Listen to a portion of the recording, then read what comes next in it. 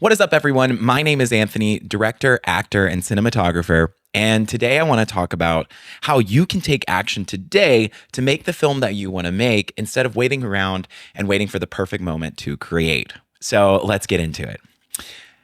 As creatives in the filmmaking industry, it can be very tempting to try to write something or film something and then keep refining it and perfecting it and waiting to create the project that you want to create instead of going out there and just shooting things and making stuff on a daily basis.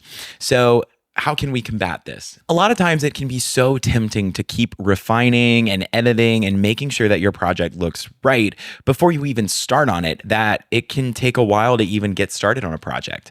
So here are a few practical tips that I found in my creative process to help me overcome this urge to just wait and instead to go out and create almost on a daily basis. For filmmakers, the first thing I would suggest doing is to sit down and write a small scene.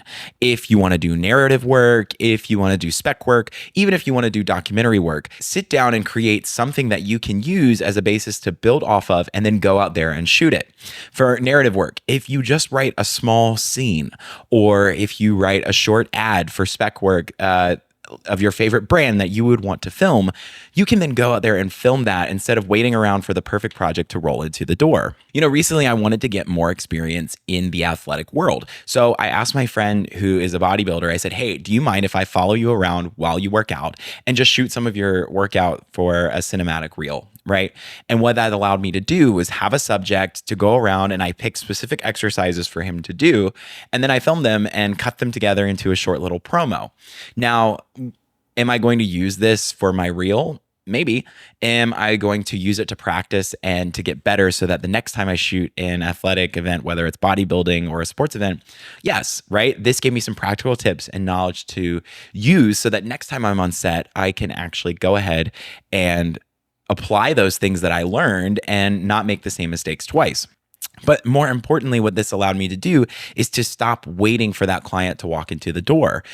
Since I mentioned I want to work on more athletic things like bodybuilding or sports or whatever it may be, instead of waiting for that client to hit me up and say, hey, can you come film me?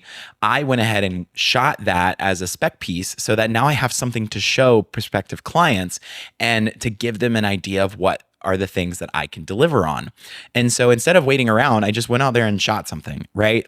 And it doesn't have to be an athletic event or a bodybuilder or something like that. It can be anything. Go and shoot your friends at the park one day. If you live in a city, go shoot the buildings, the architecture, find cool things to shoot so that you can put those things together into a reel and show potential clients or show potential other folks that you want to collaborate with what you're able to execute on and what you're able to deliver. The second thing you can do is to stop worrying about the gear that you have available.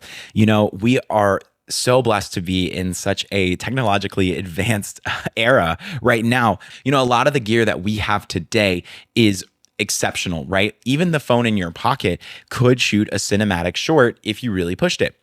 My first short film that I ever shot was actually shot on an iPhone. And, again, it was a huge learning process, but a lot of the footage that came out did look really nice, even though we were shooting it on a phone. Now, when I say we shot it on a phone, that's because that's what we had access to, right? My production company had just started. We didn't really have the seed budget yet to kind of buy equipment or cameras, anything like that. And so the one camera that we actually did have that we did have access to was out of town on another shoot. And so instead of just waiting for that camera to come back, I said, well, why don't we just shoot it on a phone? Since we all have iPhones, we have access to it. And instead of waiting for that perfect gear to come in or anything like that, we can go ahead and get started on this film today.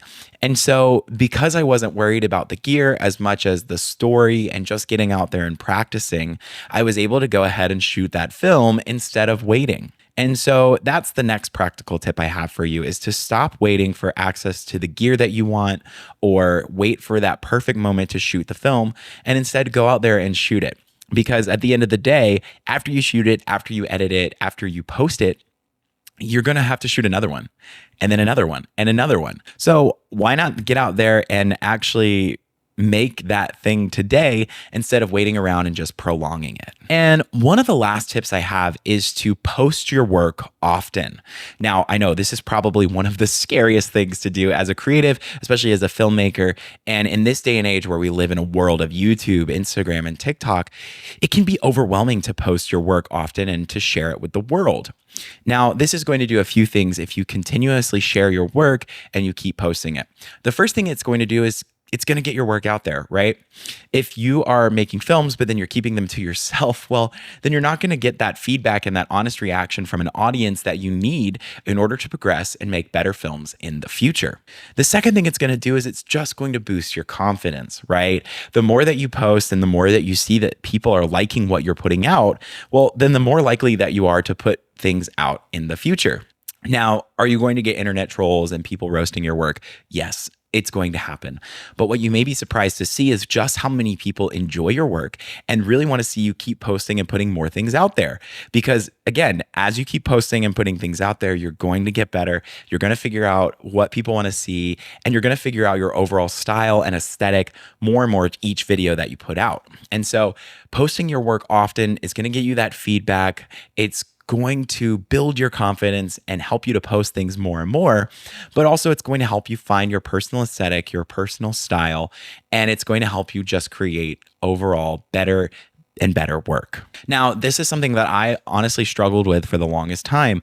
I really got exhausted from posting things, and it was hard for me to go ahead and make sure that my work was good enough to put out there. And that's even one of the main reasons that I started this YouTube channel again.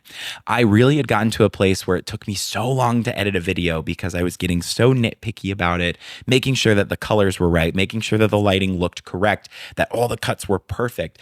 And it was getting in my own way of actually posting my work out there and having people see it and give me feedback. So part of the reason that I started this channel was to have a posting schedule and to make sure no matter what, I'm going to post on these days. And even if the edit is not perfect, even if it's 99% of the way there, I'm still going to post it and I'm still going to get that feedback so that the next time I post, it's going to be even better. Recently I posted my AI short film, and this was a prime example of that, right? I worked on the film probably for about 3 days, and then the time came where it was time to post it. And the film wasn't quite there, but I knew I could get it almost all the way there and that it was going to be good enough. And it was, right? Like I went ahead and I posted it. I think it turned out great. And I learned a lot from that process. And now I'm actually getting honest feedback from other people about, hey, you could have done this, you could have done that. Did you try this? Did you try that? And I think what it's doing is it's helping me get that feedback, and it's helping me kind of refine my aesthetic, what I like, what I don't like. And it's helping to build my confidence that something I posted is out there, other people are seeing it, and they're enjoying it, right? Yes, you're going to have to contend with the trolls, but there are more people than not out there who will like your work, who are going to like what you're doing. And as you get better, that number is just going to keep growing and growing and growing, building your confidence as a creative and helping you to post even more things out there for other people to see. If you really want to be strategic about it, try to make something at least once a week, right? Write a scene, go out and shoot it, edit it, and then the next week do it all over again.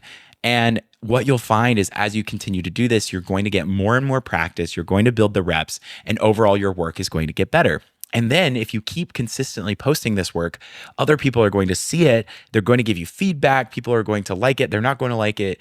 And what you'll find is that you can kind of refine your work to get even better based off of that feedback. And you may even find collaborators from posting this, right? The more that you post and you get your work out there, other people will see it and say, hey, I want to work with you. Let's build something together. Let's collaborate. And that only comes from making sure that you're doing the work, you're refining it, and you're putting it out there for the world to see.